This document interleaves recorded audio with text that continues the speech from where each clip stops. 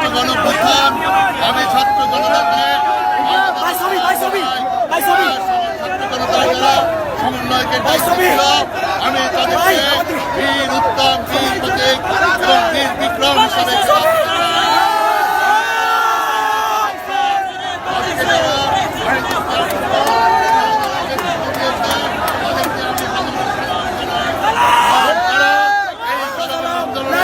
এই গণঅভ্যুত্থানে যারা আত্মাহুতি দিয়েছে, আমার ভাই বোনরা যারা আত্মাহুতি দিয়েছে, তাদেরকে আমি বীর শ্রেষ্ঠ হিসাবে দিতে চাই।